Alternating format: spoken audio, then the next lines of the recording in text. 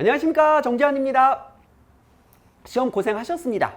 무역 실무만 생각하면 굉장히 우울하죠.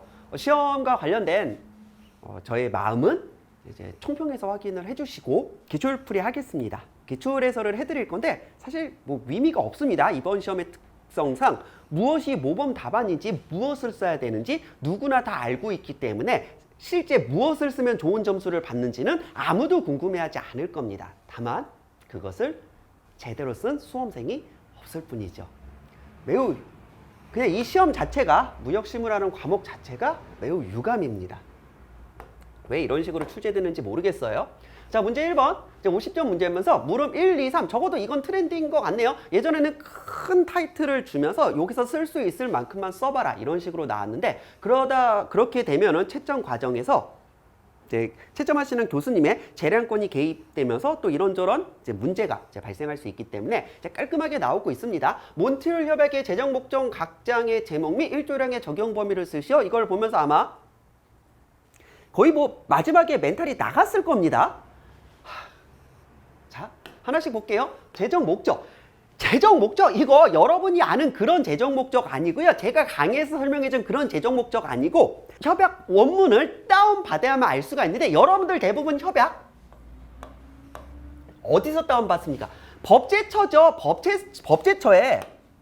법제처에서 이 조약으로 검색하면 이런 식으로 국제항공 운송에 있어서 일부 규칙 통일에 관한 협약 이런 식으로 협약을 우리나라에 발효된 협약을 다운로드 받을 수가 있는데 보세요. 여기 바로 1장 총칙 1조로 시작되면서 이제 뭐가 없습니까? 지금 재정 목적이라는 게 없죠. 그럼 도대체 재정 목적은 어디 있는 거냐? 야, 살다가 협약은요 법제처에서 다운받을 수도 있지만 외교부 요 다자조약란에서 다운받을 수도 있습니다. 즉 외교부에서 다운을 받으시면 이 협약 몬트리올 협약 원문을 여기에는 재정 목적이 나옵니다. 난 살다 제가 협약을 법제처가 아니라 외교부에서 다운받게 될 일이 있을 줄은 몰랐습니다. 이 협약의 당사자는 1929년 10월 12일 바르샤바에서 서명된 국제항공 운송에 있어서 일부 규칙 통일에 관한 협약 어쩌고저쩌고 해가지고 다음과 같이 합의했다. 이거야 이거. 이거 미쳤구만 문제가. 그 다음에 각 장의 제목. 와, 내가 관세법 각 장의 제목도 모르는데 몬트리올 협약 각 장의 제목을 쓰라고? 와, 환장하네. 우린 그래도 1장이 총칙이라는 건 나름 알 수가 있습니다. 잘 찍으면 그래도 1장은 맞출 수가 있겠네요. 그래서 1장 총칙, 2장 승객 수화물 및 화물의 운송과 관련된 증권과 당사자 의무, 운송의 책임 및 소멸의 배상의 범위, 복합 운송, 5장 계약 운송 이해자에 위한 항공 운송, 6장 기타 규정, 7장 최종 조항. 이걸 뭐 써요? 점수 배분을 어떻게 한 거지? 모르겠네. 이거 개당 0.5점씩 해서 3.5점. 그럼 이게 3.5점, 이게 3점? 그런 식으로 하면 딱 맞겠네. 이거 3.5점, 이거 3점. 이거 3점? 그렇죠. 이건가? 이것도 한 3.5점? 3점. 1조량의 적용 범위. 야, 그래도 10점 문제 중에 우리가 적용 범위는 좀 배우지 않았느냐라고 생각을 할 건데 이게 얼마나 잔인하냐면 우리가 배웠던 그 적용 범위는 수업 시간에 다뤘던 건 다 1조 2항입니다. 즉 이 협약의 목적상 국제운송이라 하면 운송의 중단 또는 환적이 있는지 여부를 불문하고 당사자 간 합의에 따라 출발지 및 도착지가 두 개의 당사국의 영역에서 이거 제가 수업 시간에 매번 강조드린 거 있죠. 이건 1조 2항이고요. 이걸 쓰라고 한 겁니다. 야, 이거 제대로 엿먹으라고 쓴 건데요. 야, 이거 와, 최고다. 이 협약은 항공기에 위하여 유상으로 수행되는 승객, 수화물 또는 화물의 모든 국제운송에 적용된다. 이 협약은 항공운송기업이 항공기에 위하여 무상으로 수행되는 운송에도 동일하게 적용된다. 아마 이것도 본 적이 있을 거고 이것도 본 적이 있는데 사람들 대부분 1조 1항은 요걸로 알고 있었을 겁니다. 아니에요. 1조 1항은 요겁니다. 머리 아파. 물음이 몬트리올 협약 항공운송 내 책임 원칙 3가지. 야, 이건 쓸 수 있겠다. 이거 내용을 다 쓰라는 게 아닙니다. 그냥 제목만 쓰면 될 것 같죠. 17조 승객의 사망 및 부상, 수화물에 대한 손해. 자, 다음 18조 화물에 대한. 이것도 어디 날아갔어? 뭐 전자칠판이 막 텍스트를 날려. 19조 지연. 사실 문제를 보면 알겠지만 이 17조, 18조, 19조의 내용을 다 써버리면 분량이 너무 오버하기 때문에 제가 봤을 때 어딜 봐도 3가지를 쓰라고 했으니까 요거 쓰면 되겠지. 요걸 설명하라고 하면 안에 있는 내용을 쓰면 되겠지만 글쎄요, 제목 정도만 쓰면 되지 이 내용을 다 못 씁니다. 그다음에 면책 사유 4가지.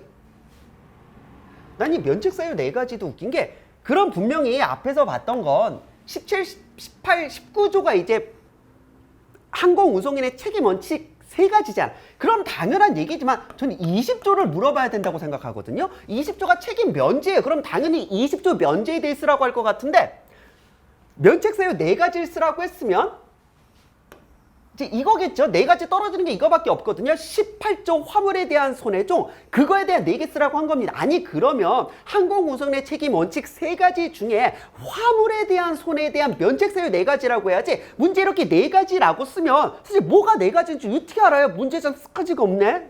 문제가 4가지가 없죠. 자 다음 그럼 20조를 왜 안 물어봤어? 이거 4개 쓰면 되겠죠? 어딜 봐도 이거 4개 쓰라고 위도한 것 같아요. 지금 출제위원이 딱딱딱 떨어지는 걸 원하는 겁니다. 아니 그래도 이건 뭐 잘 썼겠다. 자 다음 청구기한. 야 위탁수화물과 화물. 보통은 화물에 대해서만 쓰라고 하는데 위탁수화물을 쓰라고. 그리고 지연된 위탁수화물 화물 즉 손상과 지연. 자 그러면 우리가 뭘 알 수가 있느냐. 이제 드디어 이건 알 수 있습니다. 항공운송은 파괴, 멸실,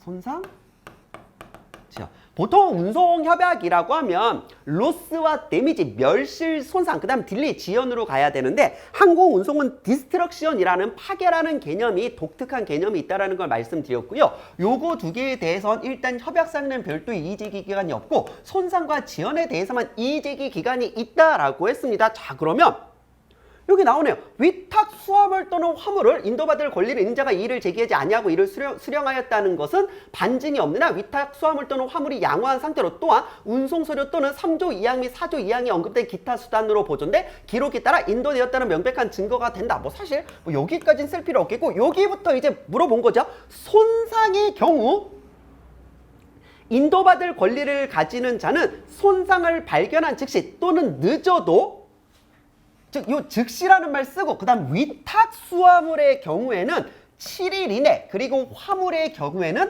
14일 이내 운송인에게 이의를 제기하여야 하고, 그 다음에 지연의 경우에는 인도받을 권리를 가지는 자가 수화물 또는 화물을 처분할 수 있는 날로부터 21일 이내. 그럼 여기서 이제 점수, 누구나 여기는 잘 쓸 수 있습니다. 자, 그러면 위탁 수화물이 손해의 경우 7일이라는 걸 쓸 수가 있느냐? 특히 이 부분. 다들 뭐 7일, 14일, 21일 이런 부분에만 집착을 하는데 즉시라는 말을 쓸 수가 있느냐. 요거겠죠. 자 다음 제소 기한을 구체적으로 설명하시오. 35조겠네요.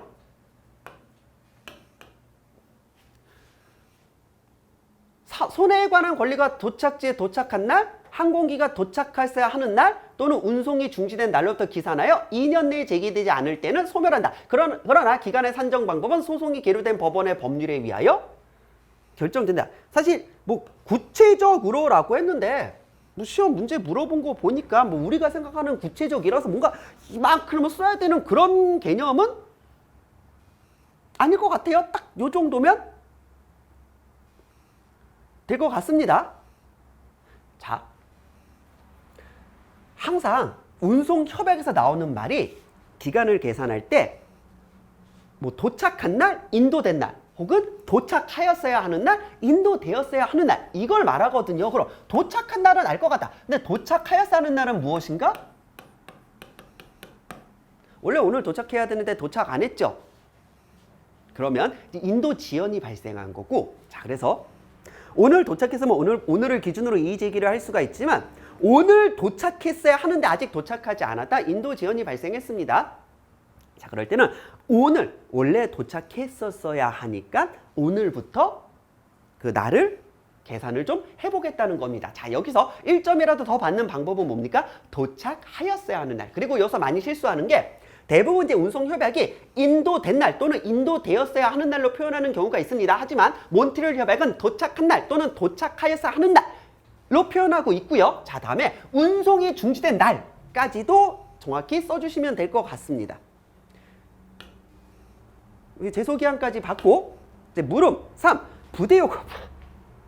기본 운임 나왔을 때도 거의 욕을 많이 먹었는데 부대요금 거의 여기서 멘탈이 다 나갔을 겁니다. 그리고 아더 차지라고 되었을 때 여기서 환장하는 게 우리가 검색해보면 부대요금 6개만 있는 것 같지만 6개 아니거든. 사실 교수님 교재마다 조금씩 내용이 다 달라요. 자, 그래서 이런 건 역시 운임 문제가 나오면 항공운임은 우리나라를 대표하는 대한항공이 항상 가장 잘 정리를 해둡니다. 대한항공 홈페이지 가보시면 운임체계 보시면 이게 예전에 시험에 나왔던 부분이죠. 항공 기본 운임은 이제 요걸 기준으로 보시면 되고요. 자, 다음에 이제 아더 차지라고 있습니다. 여기 지금 아더 차지라고 물어봤죠? 그러면 위험물 취급 수수료, 운송장 작성 수수료, 입체 지불금 수수료, 착지불 수수료, 보험료, 트래킹 차지. 이 트래킹 차지가 이제 그 육상 수반되는 그 육상 운송을 말하는 거죠. 등 몇 개입니까? 1개, 2개, 3개, 4개, 5개, 6개. 오, 딱 6개네. 대한항공에서 말하는 아더 차지가 딱 여기까지 갔네. 자, 그런데 이제 잘 보세요. 이게 위험물 취급 수수료, 운송장 작성 수수료, 입체 지불금 수수료, 착지불 수수료라서 이게 대한항공 홈페이지에 나와 있는 설명입니다. 요 보험료나 트래킹 차지는 딱히 설명이 필요한 부분이 아니니까요. 자, 문제는 우리가 이제 인터넷 검색을 하거나 여기저기 찾아보면은 또 부대 요금에서 따르게 6개를 보여주는 경우가 있거든요. 이겁니다. 항공화물 THC, EDI 사용료, CCF, 핸들링 차지, LG 발급 수수료, 다큐멘테이션 피죠. 자, 그래서 대부분은 요거 6개를 정답이라고 알고 있을 겁니다. 그런데 잘 보면은요, 우리가 교재나 이런 거를 봤을 때 그냥 부대운임 아더 차지 해가지고 앞에서 봤던 요 6개랑 요 6개를 딱 합쳐서 그냥 다 부대요금으로 부대운임으로 묶어버리는 경우가 있고, 아니면은 부대운임 혹은 부대요금이라고 하면 이 6개, 그리고 아더 차지라고 하면 6개죠. 근데 여기는 부대요금 아더 차지라고 했기 때문에 사실 정확히 어느 쪽 6개를 말하는 건지는 몰라도 사실 고놈입니다. 어찌됐건 다 잘 못 쓰셨을 거니까요. 이 경우에는요, 요거 그 다음에 요런 것들을 다 합쳐서 이 안에서 6개를 쓰면은 아마 충분히 정답을, 배점을 확보할 수 있을 것 같습니다만, 사실 애초에 요거 6개든 다른 6개든 제대로 쓰기가 쉽지 않았을 겁니다. 그냥 기출 해설을 하는 지금 제 심정은 제가 도대체 이걸 왜 하고 있는지, 나는 도대체 지금까지 뭘 강의를 해온 건지도 그냥 모르겠습니다. 그냥 시험 자체가 유감이에요. 문제 외국환거래법상 21조의 부담금 납부 의무자에 해당하는 5개 기간 미친 거죠. 보통은 부담금에 대한 그 제도 자체를 설명하거나 요건이나 절차를 쓰라고 하지, 그 5개, 와, 하나당 2점 주겠다는 거네. 외국환거래법상이라고 하는데 문제도 거래법령상이라고 좀 말해줘야지. 시행령이거든요. 5개입니다. 5개만 쓰라고 했죠. 정확히 은행, 농협은행, 수협은행, 한국산업은행, 한국수출입은행, 중소기업은행 6개니까 이 중에서 뭐 5개, 뭐 개당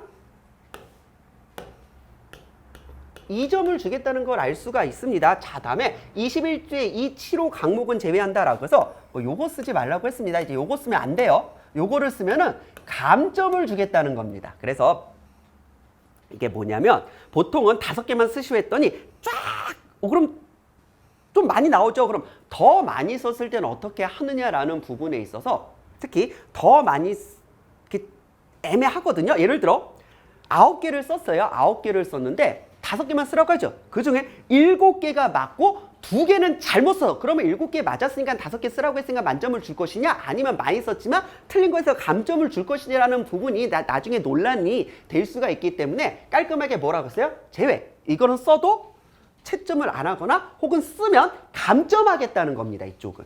조심하셔야 돼요. 문제가 이상해졌습니다. 자, 다음 비엔나 협약상 승낙기간에 관한 다음 문음에 답하시오. 승낙기간의 결정. 18조 2항 쓰시면 되겠네요. 도달하는 시점에 효력이 발생하면서 지정한 기간 내 지정한 기간이 없는 경우 하여서 이 부분은 우리가 누구나 다 쓸 수 있는 거고, 자 다음에 사망까지 쓰시면 되겠네요. 청약에 위하여 또는 당사자가 확립된 관례나 관행의 결과로 상대방이 청약에 대해 통지 없이 어쨌든 행위에 의한 승낙이 인정되는 경우 위에서 정한 기간 내에 이루어져야 된다라고 하여서 승낙기간의 결정은 18조에 2항을 기본으로 쓰고 사망까지 써주셔야. 근데 가만, 이게 사전 분량이라고? 그럼 6점 분량은 이거죠. 20조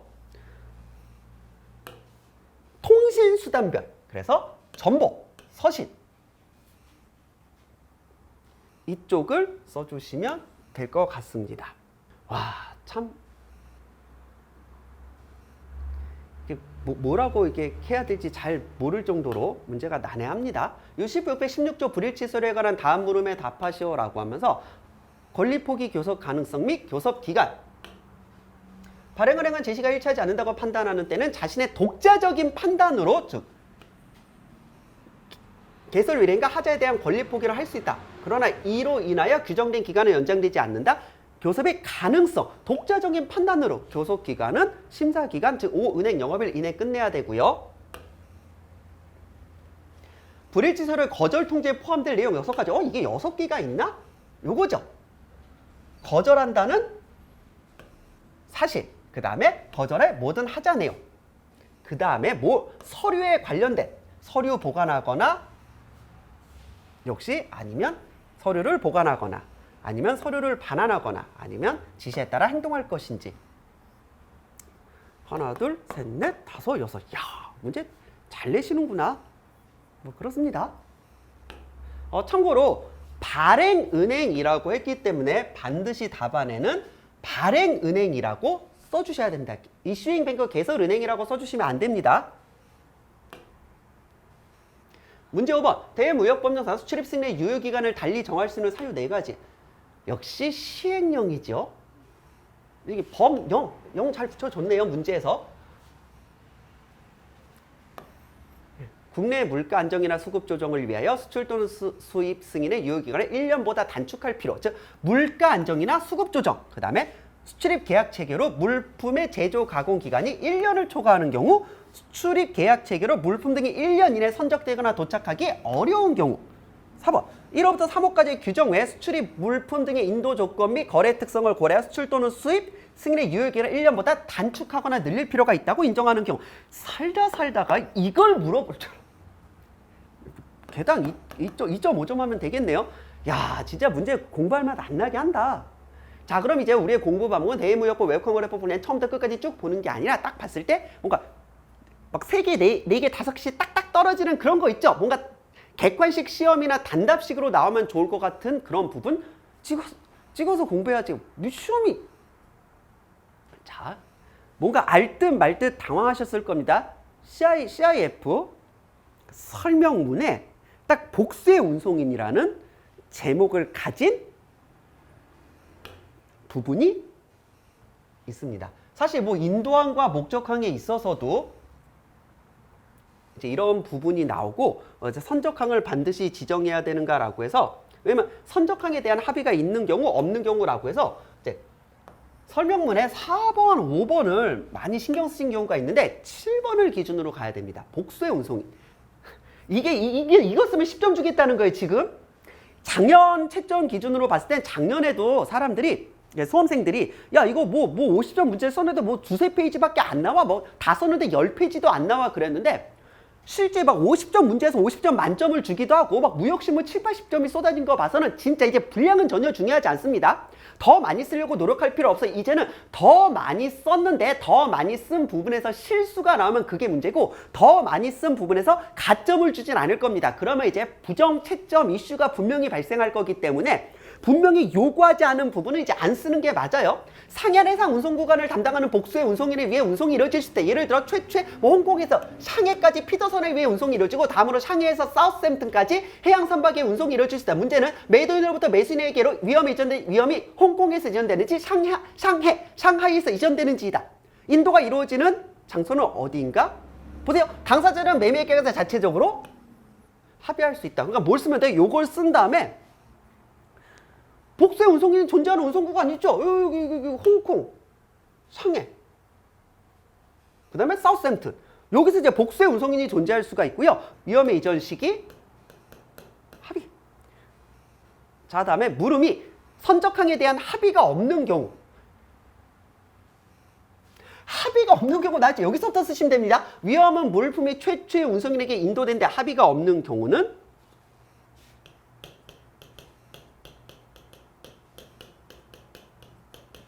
최초 운송인. 복수의 운송인이 존재하는 구간은 뭐 동일하겠죠.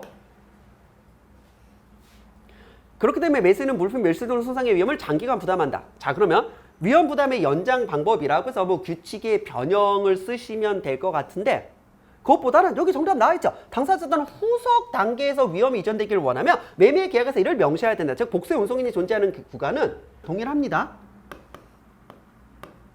홍콩에서 상해, 상해에서 사우스햄튼이죠.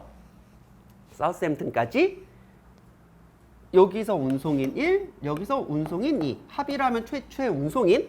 합의를 하지 않으면 아니죠.